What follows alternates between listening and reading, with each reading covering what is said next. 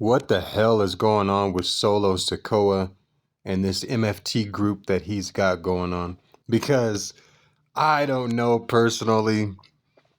All right, here's my honest opinion about Solo Sikoa.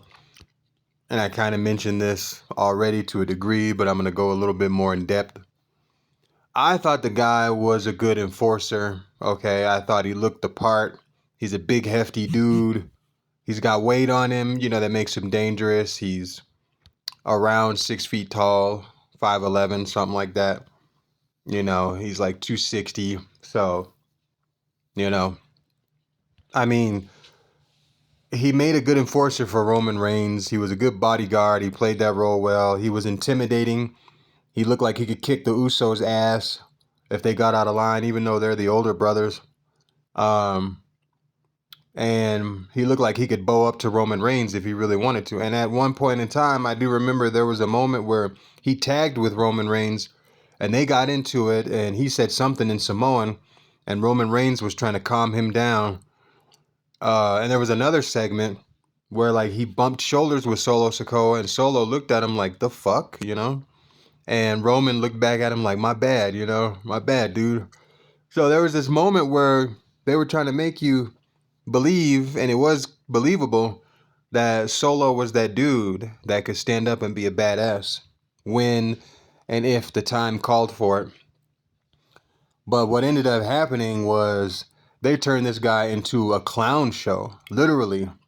First, it started with him taking over the bloodline. That was cool at first for a little while. But it's just the way that he ended up talking. And I mean like how he talks on the mic. He talks soft. I don't know if he's trying to copy Roman and how Roman talked during the era of the bloodline, from 2020 up until now. But really, in the early 2020s, Roman was talking real soft and you could barely hear him, but it was like he had that menacing, soft undertone or whatever. And so I don't know if Solo's trying to copy that or what, but it is not working. And he tried to fit the part, and it looked like it was promising at first, the first couple of months after he turned on Jimmy Uso, and then Jacob Fatu joined his side, and Tama Tonga, and all that. It looked like it could work, and then it didn't. And now they basically had his homeboys or his little group or his family or whatever paint their faces and become a bunch of mimes. I mean, what the hell is this group anymore? Is this a group of badass savages, Samoan savages, or are they just a bunch of mimes trying to, show off their acting mime skills for a Hollywood role or something like? I don't know, man. Like, this is crazy. Like, what the hell is this actually? And then why is Solo the only one without the mime paint? They're like Samoan mimes. He's like the secret leader of the Samoan mimes, and he doesn't have to wear face paint because he's the boss. He's the one that started the idea, so they have to follow suit. I know this whole thing is about them loving Solo and having respect for Solo, so I don't know if that's why he's not wearing the face paint. That's kind of weird. I don't know. This whole thing is just really, really strange.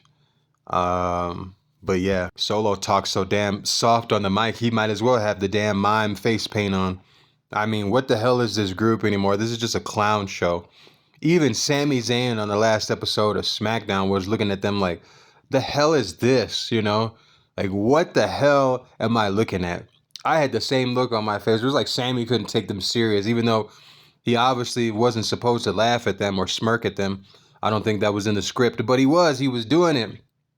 And whether it was unscripted or not, like, Jesus, man, like, what the hell has become of Solo Sikoa? Like, it's sad because this dude had the potential. He had a promising future. And now it's just like his only promise, his only chance is to be a mid-card guy. Unless they change that, they can always change that. They can always cause him to have like a savage moment where he turns into a brutal heel, a bruiser of sorts, where he goes back to his roots and reclaims the enforcer role without actually being an enforcer, for somebody else. He's the enforcer of his own ideas, his own passions or whatever. I mean, they could always do that because they've done ruthless heel turns before, back when that person was a nobody and they weren't doing shit with him, and then they became a ruthless heel and people got engaged again. So I don't know if that's what they got to do with Solo Sikoa, but this mime clown shit that he's doing, like, I just don't get it. I don't get it, and it's not working, but they're still pushing it.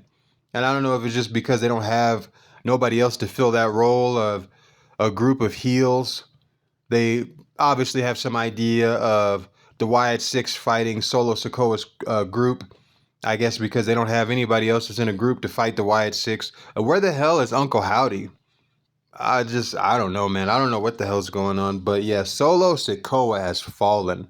He has fallen to the bottom of the bottom. And now he is a mime clown, a leader of a mime clown faction. Some Samoan juggalos, basically. Uh, and, you know, I mean, I guess they go and they visit, Ronald McDonald after the show and eat McDonald's and dip French fries in ranch and hunk each other's clown nose, honk honk.